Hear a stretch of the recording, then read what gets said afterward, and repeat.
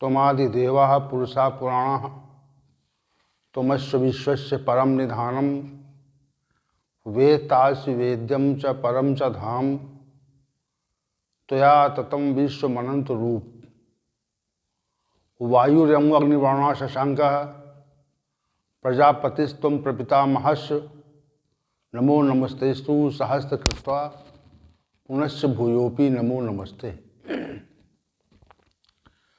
भगवद गीता के इस ज्ञान सत्र में सभी जिज्ञासुओं का और जो भगवद गीता ज्ञान का ये सत्र सुनने के लिए उपस्थित हैं, उन सभी का इस विशिष्ट ज्ञान सत्र में स्वागत है।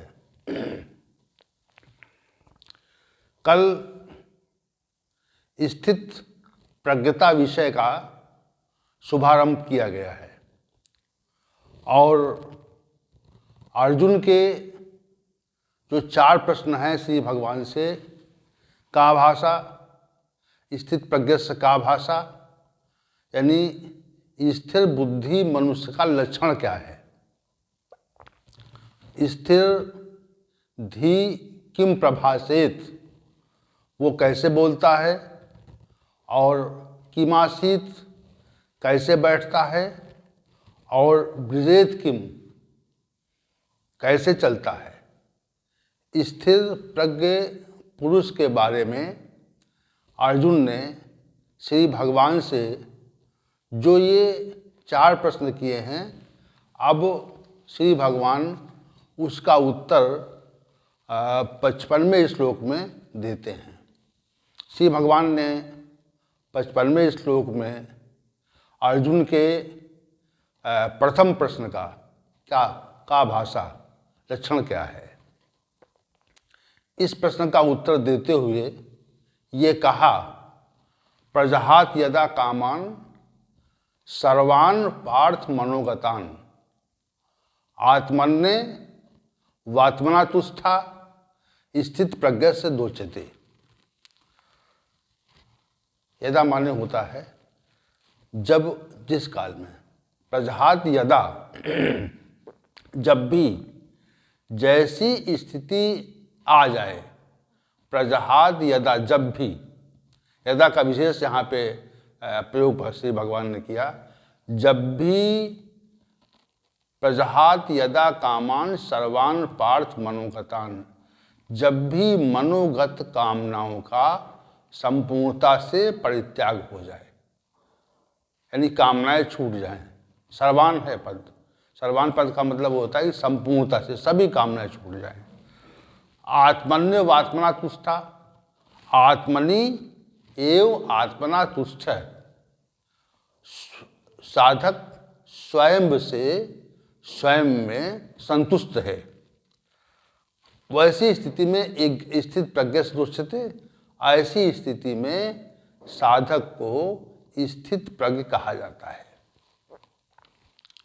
चूंकि श्री अर्जुन ने यह पहले प्रश्न किया था, जो उसमें समाधिस्थ पद आया था, जिसके संबंध में कल भी कुछ कहा गया था, तो समाधिस्थ जो पद है, ये जो श्री भगवान इसका उत्तर दे रहे हैं, तो अगर ऐसी स्थिति आती है, 2 बातें इस श्लोक में 2 बातें हैं। एक तथ्य तो ये है कि समस्त मनोगत कामनाओं का संपूर्णता से परित्याग हो जाए, नब्बे हो जाए, और स्वयं से स्वयं में संतुष्टि हो जाए।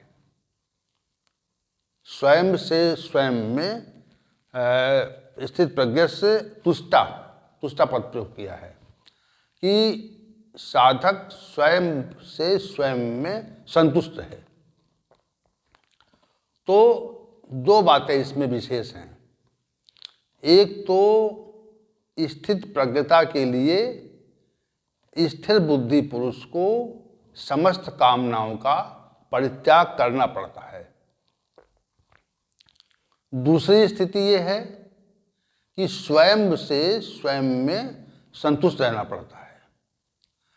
जब तक संतुष्टि नहीं आती है, तब तक मनुष्य स्थित प्रज्ञ नहीं हो सकता है। ये तथ्य यहाँ पे स्पष्ट है। तो आज हम पहला जो पूर्वार्ध अंश है इसको लेते हैं। देखिए, यहाँ पर जो यदा पद है, एक साधक अपनी साधना आरंभ करता है और साधना आरंभ करने के पश्चात शनै शनै वो आगे बढ़ता है। साधना चाहे किसी के सानिध्यता में, किसी के निर्देश में आरंभ हो और चाहे स्वयं आरंभ हो, चाहे श्री भगवान का आश्रय लेके आरंभ हो। तो साधना जो आरंभ होती है, उस साधना में अनेक स्थितियां आती हैं और उन स्थितियों को जैसे कहीं हम किसी दूर स्थान की यात्रा पर जा रहे हैं, तो दूर स्थान की यात्रा करने पर जहाँ से हमारी यात्रा आरंभ हुई है और जहाँ पर हमारा लक्ष्य है, जहाँ हमें पहुँचना है, तो उसके बीच में दूरी होती है एक। और जब यात्रा आरंभ होती है, चाहे वो किसी साधन से हो, चाहे वो पैदल हो, तो धीरे धीरे लक्ष्य हमें प्राप्त होता है और हम लक्ष्य के पास पहुंचते जाते हैं। जब हमारा लक्ष्य प्राप्त हो जाता है तो इसे कहा जाता है कि हम अपने लक्ष्य पहुंच गए। और जब तक साधना आरंभ रहती है तब तक लक्ष्य प्राप्त नहीं होता है। तो श्री भगवान ने यह कहा कि यदा, अर्थात जब मनुष्य की साधना पूर्ण हो जाए,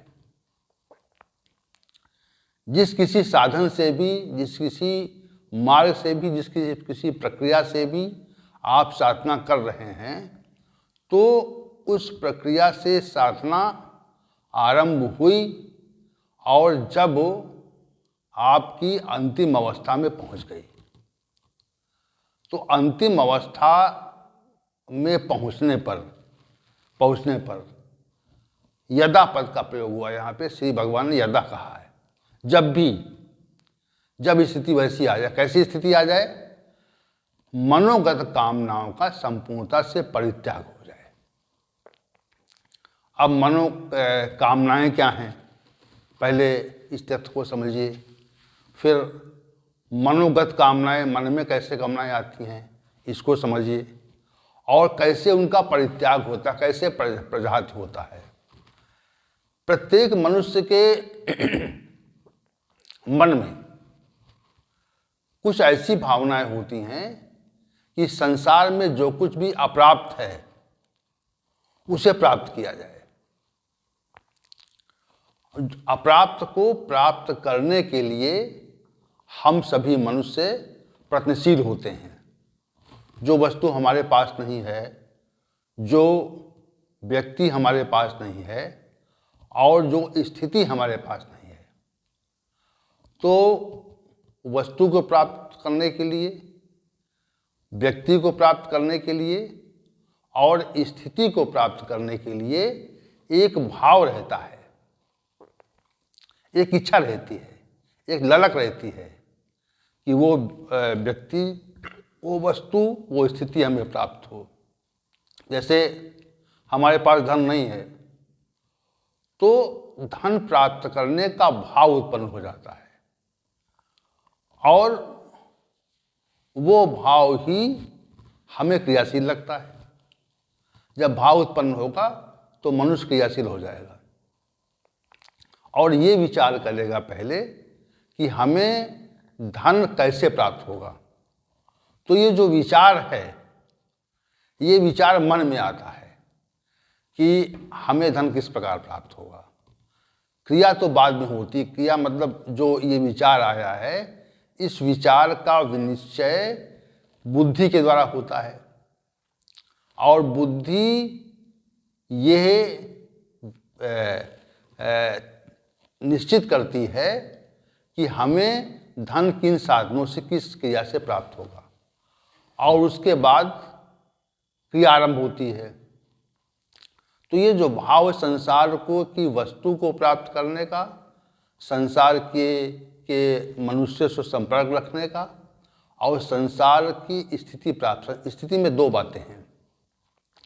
एक तो बात यह है कि हम सभी ये चाहते हैं कि ऐश्वर्य, पद, प्रतिष्ठा ये हमें प्राप्त हो और कोई अच्छा पद प्राप्त हो जाए, ये स्थिति है। और वस्तु में धन और संपत्ति दो चीज़ें हैं, और मनुष्यों में जो संसार में हमारे अनुकूल मनुष्य हैं, चाहे वो परिवार में हो, चाहे वो समाज में हो, ये सदैव हमारे साथ में रहें, क्योंकि उनसे हमें सुख मिलता है। हमारे समर्थन में जो लोग रहते हैं तो उन व्यक्तियों से हमें सुख प्राप्त होता है। तो उस सुख प्राप्त करने की जो इच्छा है, इसी कारण मनुष्य अन्य मनुष्यों के संपर्क में रहना चाहता है, और ये भय होता है कि जो मनुष्य हमारे संपर्क में हैं उनका साथ छूट ना जाए। ये भय क्यों होता है? ये भय इसी कारण होता है क्योंकि हमें उनके सहयोग की आवश्यकता होती है। श्री भगवान यहाँ पे कह रहे हैं तो मनोगत कामनाओं का, यानी कामनाएं ये हैं कि ये भाव कि संसार में हमें व्यक्ति, वस्तु और स्थिति प्राप्त हो। स्थिति में भोग भी हैं। संसार, चूँकि हम सभी जानते हैं कि मनुष्य सुख चाहता है, और सुख दो प्रकार से मिलता है। एक तो वस्तु और व्यक्ति, वस्तु मिलने पर और व्यक्ति मिलने पर, तथा जो सांसारिक भोग हैं उनका संयोग होने पर। जब तक हम किसी भोग की इच्छा करें और वो वस्तु हमें प्राप्त न हो तो दुख होगा, और अगर प्राप्त हो जाए तो सुख होगा। तो श्री भगवान ने कहा कि प्रजहात यदा कामान सर्वान पार्थ मनोगतान।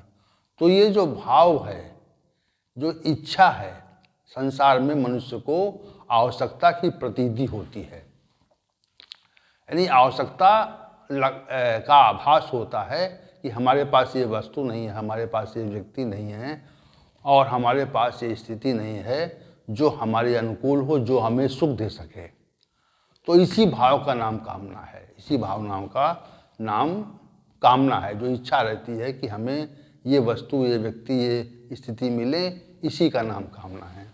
श्री भगवान कहते हैं कि साधक जो है वो धीरे धीरे कामनाओं का परित्याग करे, और जब भी ऐसी स्थिति आ जाती है तो स्थित प्रज्ञता की स्थिति प्राप्त हो जाती है। अब मनोगत कामनाएं क्या है? पहले कोई भी भाव मन में आता है, और मन में आने के पश्चात वो बुद्धि की संज्ञानता में आता है, और फिर उसको इंद्रियां भी जान लेती हैं। जैसे हमने कोई सुंदर वस्तु देखी, तो सुंदर वस्तु आँखों से देखी जाती है, परंतु उसमें मन का सहयोग रहता है। बिना मन के सहयोग से उस सुंदर वस्तु को देखा जा पाना असंभव है। जैसे हम कोई सुंदर वस्तु देख रहे हैं, मनमोहक दृश्य देख रहे हैं, और उस समय कोई विशेष घटना हो जाए तो हमारा जो ध्यान है, हमारा जो मन है, वो उस घटना की ओर जाता है। अब यहाँ पर सुंदर वस्तु को देख तो रहे हैं, परंतु हमारा मन जो है उस विशेष घटना की ओर से है। तो जब विशेष घटना की ओर हमारा मन रहता है तो सुंदर वस्तु के देखने पर भी हम उसका आनंद नहीं ले पाते, क्योंकि मन हमारा जो है वो घटना की ओर चला गया है। श्री भगवान कहते हैं जो कामनाएं हैं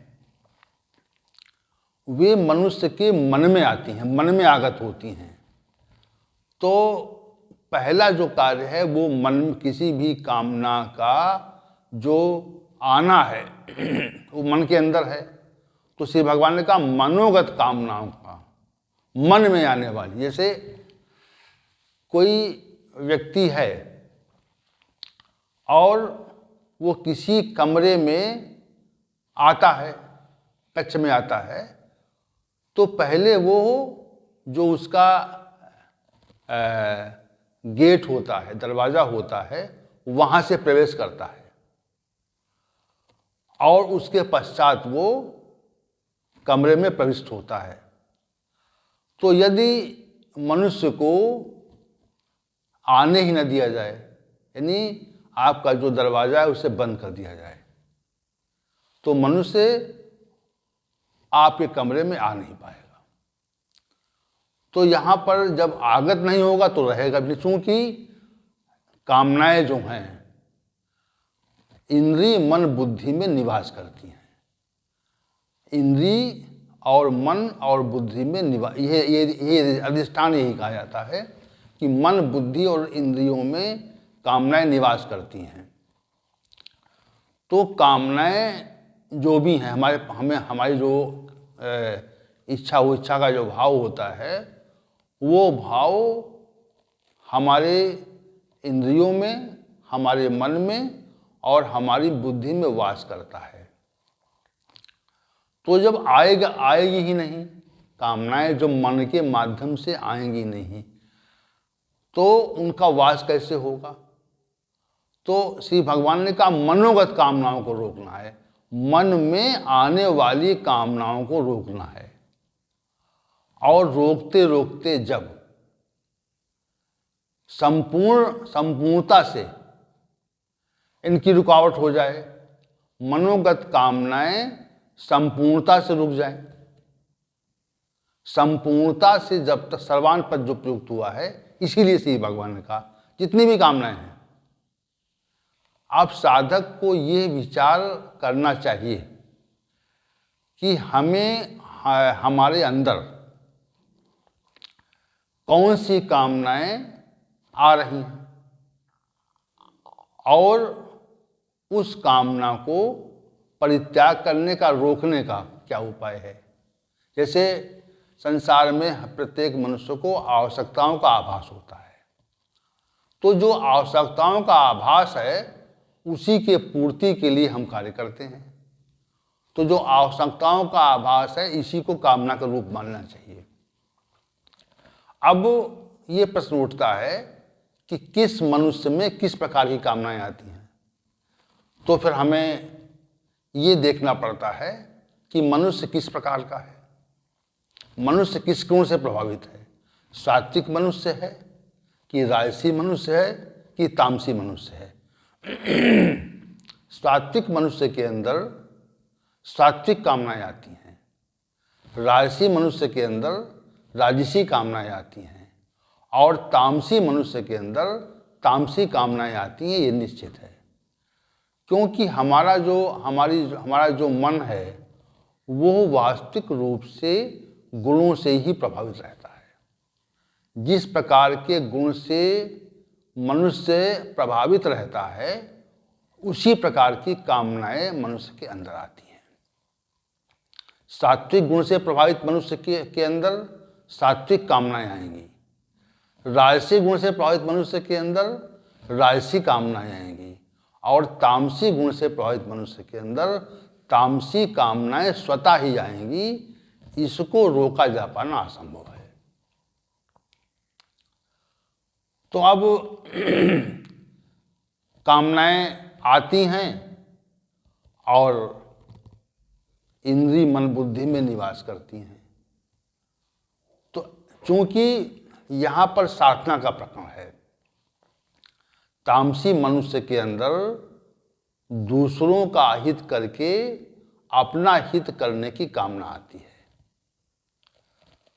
इसलिए वह अनेक प्रकार के हिंसा और असामाजिक अनैतिक कार्य करता है। तामसी मनुष्य।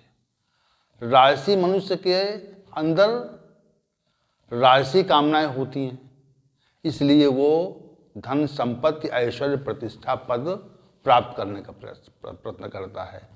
तो जो तमोगुण से प्रभावित है और जो रजोगुण से प्रभावित है वो साधना में ध्यान नहीं देता है, वो साधना आरंभ ही नहीं कर सकता है। जो राजसी मनुष्य संसार में होते हैं, तामसी मनुष्य संसार में होते हैं, उनकी साधना आरंभ नहीं होती है।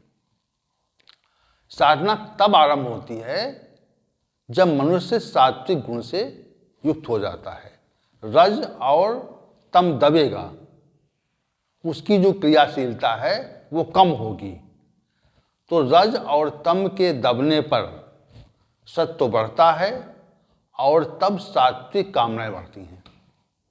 सात्विक कामनाएं क्या हैं? क्योंकि यहाँ पर उन व्यक्तियों की बात नहीं हो रही है जो रजोगुण से और तमोगुण से प्रभावित हैं, क्योंकि रज और तम से प्रभावित मनुष्य साधना आरंभ नहीं कर सकते, क्योंकि यहाँ पर साधना का विषय है। इसलिए मनुष्य में जो कामनाएं होती हैं वे सात्विक गुण से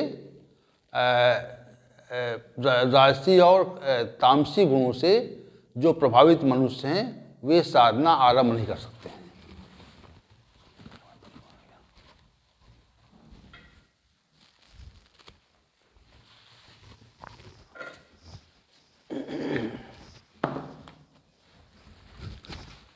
मात्र जो सात्विक मनुष्य हैं, जिनके अंदर सात्विक कामनाएं आती हैं, हमारा कहने का अभिप्राय ये है कि जब तक ये विचार नहीं आता है कि ये संसार क्या है और संसार में हम क्यों आए हैं, संसार को बनाने वाला कौन है, संसार को बनाने वाले कोई के बारे में जिज्ञासा नहीं होती है, तब तक मनुष्य साधना आरंभ नहीं करता है। जैसे हम किसी वस्तु के बारे में अगर जानने की इच्छा नहीं करते हैं तो उसको प्राप्त करने की भी इच्छा नहीं करते हैं।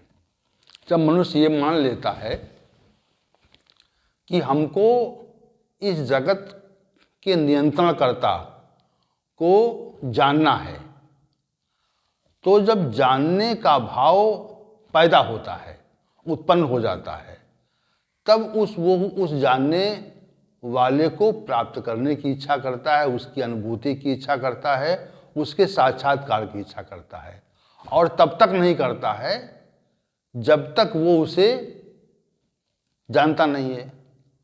अब रज और तम गुणों से प्रभावित जो मनुष्य हैं उनमें ये भाव रहता ही नहीं है कि वो संसार में ही लिप्त रहते हैं। तो सात्विक जो विचारधारा के, चूंकि यहाँ पर जो प्रकरण है वो सात्विक विचारधारा के लोगों के लिए है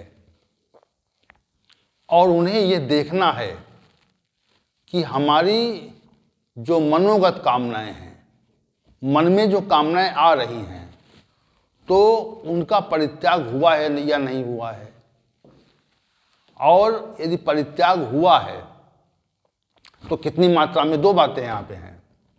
सात्विक विचारधारा के लोगों को ये देखना चाहिए कि हमारे मन में क्या कामनाएं हैं और उन कामनाओं से सुख प्राप्त करने की इच्छा तो नहीं है। अगर कामनाओं से सुख प्राप्त करने का भाव जब तक रहता है तब तक मनुष्य कामनाओं का परित्याग नहीं करता है। जैसे सात्विक मनुष्य यदि ये विचार करे कि हमें लोगों का हित करना है, तो हित को लेकर के वो ये भाव रखे कि लोगों का हित करेंगे तो हमारा हमारा ऐश्वर्य मिलेगा, हमारी प्रतिष्ठा होगी और लोग हमें जानेंगे, तो ये भाव उत्पन्न हो जाता है। तो उस भाव की जो कामना है, वो जो भाव है, वो मनुष्य के मन में बैठ जाता है और फिर वो उसी भाव को लेकर कार्य करता है। तो श्री भगवान यहाँ पे कह रहे हैं कि मनोगत कामनाओं का संपूर्णता से परित्याग। तो सात्विक विचारधारा के लोग यदि समाज सेवा का, दूसरों के हित का कार्य करें, तो ये भाव नहीं होना चाहिए कि हमें इससे ऐश्वर्य, प्रतिष्ठा और पद मिले। यदि भाव ये रहता है तो इसका अभिप्राय ये है कि सात्विक जो कामना है वो भी साधन में बाधा पहुंचा रही है। तो अगर ये भाव, इस भाव का परित्याग हो जाए, क्योंकि सात्विक पुरुषों में ये भाव प्रबल रहता है कि हम संसार में दूसरों का हित करें, दूसरों का कल्याण करें, भले ही हमारा हित हो जाए, लेकिन दूसरों का हित करने का जो भाव है उसके पीछे यदि पद, प्रतिष्ठा और ऐश्वर्य, ख्याति प्राप्त करने का भाव है तो वो सात्विक कामना का रूप ले लेता है। और श्री भगवान इसी तथ्य को रोकते हैं कि वो जो सात्विक कामना है उसका भी परित्याग करना पड़ेगा आपको।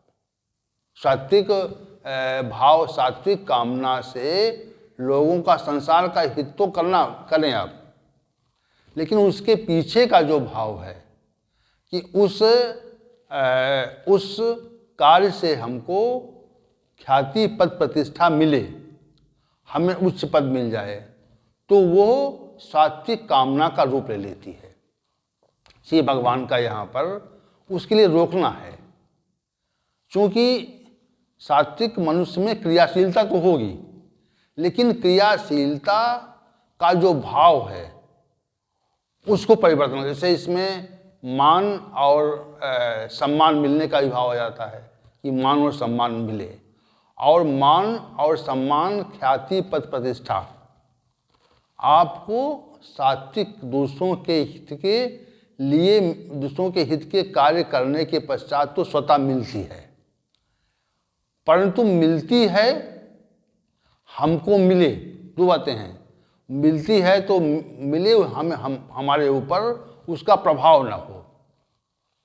अगर हम उसको, उस कार्य को इस भाव से करते हैं कि हमें मान सम्मान मिलेगा, लोग हमें जानेंगे कि हम समाज में अच्छे व्यक्ति हैं, और उससे हमें ख्याति, पद, प्रतिष्ठा मिल जाए, तो ये सात्विक कामना का रूप ले लेती है। ये साधना में विशेष बाधक है। साधना में विशेष जो बाधा है वो इस बात की होती है कि हमारी जो सात्विक कामना है वो हमें पद, प्रतिष्ठा, मान सम्मान प्राप्त करने के लिए तो नहीं लगा रही है। अगर ये भाव आ जाता है तो श्री भगवान का जो कथन यहाँ पर है कि प्रजहात यदा कामान सर्वान पार्थ मनोगतान, यानी समस्त मनोगत कामना का परित्याग होना चाहिए। तो समस्त कामनाओं में सात्विक कामना का जो परित्याग है वो अनिवार्य है, क्योंकि ये जो प्रकरण है स्थित प्रज्ञता का, ये विशेष रूप से साधकों के लिए है। तो अब ये साधक को ये चीज़ देखनी चाहिए कि हम जो कार्य कर रहे हैं, जैसे मान लिया हम श्री भगवान की पूजा कर रहे हैं, तो श्री भगवान की पूजा यदि कर रहे हैं तो इससे लोग जाने कि हम श्री भगवान के भक्त हैं, श्री भगवान के निकट हैं, श्री भगवान की पूजा अर्चना में अधिक समय देते हैं। तो इस बात को लोग जाने, ये भाव कामना का रूप ले लेता है। कोई जाने अथवा न जाने, श्री भगवान जाने, ये भाव कामना के रूप का परित्याग कर देता है। तो जब तक ये भाव रहता है कि शुभ कर्मों के पश्चात उसके परिणाम की जो इच्छा है, तो जब तक ये भाव रहता है तब तक यदा वाली स्थिति नहीं आती। जब स्थिति, वो स्थिति तभी आ सकती है जब हम पारमार्थिक कार्य के लिए क्रियाशील तो हूँ, परंतु उस भाव का परित्याग रहे कि हमें इससे पद प्रतिष्ठा ऐश्वर्य ख्याति सम्मान मिलेगा। अगर ये भाव है, साधकों को देखना चाहिए कि अगर ये भाव है तो उस भाव के परिणाम स्वरूप सात्विक कामना की उत्पत्ति हो रही है। तो सर्वान जो पद है वो इस कामना को रोकता, इस भाव को रोकता है, क्योंकि बाकी कामना तो है, कुछ प्राप्त होने, संसार में कुछ प्राप्त होने का भाव तो है, और ये भाव जब तक रहता है तब तक श्री भगवान ने जो ये पूर्वार्ध अंश में कहा कि प्रजहात यदा कामान सर्वान पार्थ मनोगतान, तब तक इस भाव की इस श्री भगवान के इस कथन की तब तक पूर्ति नहीं होती है, तब तक संपूर्णता से कामनाओं का परित्याग नहीं होता है। ये बात बिल्कुल स्पष्ट सुननी चाहिए, क्योंकि यहाँ पर राजसी और तामसी पुरुषों की बात नहीं हो रही है, यहाँ पर केवल साधकों की बात हो रही है। और प्रत्येक साधक को यह विचार करना चाहिए कि हमारे द्वारा जो क्रियाएं हो रही हैं, हमारे द्वारा जो अन्य के हित के लिए जो कार्य हो रहे हैं, उनके पीछे क्या है, उनके पीछे का कोई भाव तो हमारे अंदर नहीं है। अगर है तो संपूर्ण सर्वान कामान का परित्याग नहीं हो रहा है यहाँ पर फिर सर्वान कामान का परित्याग नहीं हो रहा, और जो श्री भगवान कह रहे हैं उसकी पूर्ति भी नहीं हो रही है, वो संपूर्णता से पूर्ति नहीं हो रही है। तो अधिकतर लोग साधना भी करते हैं, साधना का प्रकरण यहाँ पे देखिए नहीं है कि केवल इतना भाव श्री भगवान का है कि आप कामनाओं का संपूर्णता से परित्याग कर दें। तो ये सात्विक पुरुषों के लिए है, और जो साधना के स्तर पे अच्छे स्तर पर आ चुके हैं उनके लिए भी है,